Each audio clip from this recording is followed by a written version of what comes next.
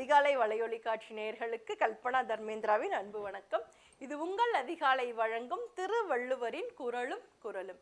இன்னைக்கு நம்ம 165வது குறள் பார்க்கிறோம். இந்த குறள் என்னன்னா, அழுக்காறு உடையார்க்கு அது சாலும் ஒன்னார் வழுக்காயும் கேடின் பது. அதாவது பொறாமை குணம் உள்ளவர்களை வீழ்த்துவதற்கு வெளியில இருந்தெல்லாம் வேற யாரும் வரணும் அப்படின்ற அவசியமே கிடையாதுங்க. ஒருவர் அடுத்தவரை பார்த்து பொறாமைப்படுறவரா இருந்தார் அப்படின்னா அவருடைய வளர்ச்சியை தடுப்பதற்கு வெளியிலிருந்து தான் யாராவது வந்து அவருடைய வளர்ச்சியையே தடுக்கணும் அப்படின்றதே கிடையாது.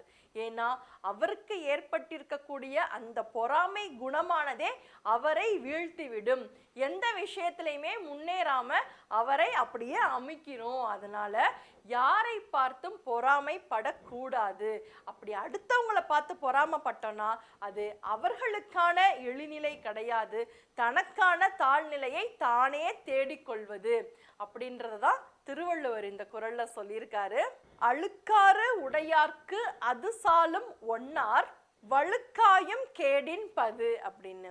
மீண்டும் ஒரு குறளில் சந்திப்போம். இது உங்கள் அதிகாலை வழங்கும் திருவள்ளுவரின் குறளும் குறளும். நன்றி. குறளும் குறளும் உலக பொதுமறையாம் திருக்குறள். காணத் தவறாதீர்கள் அன்பு நெஞ்சங்களே.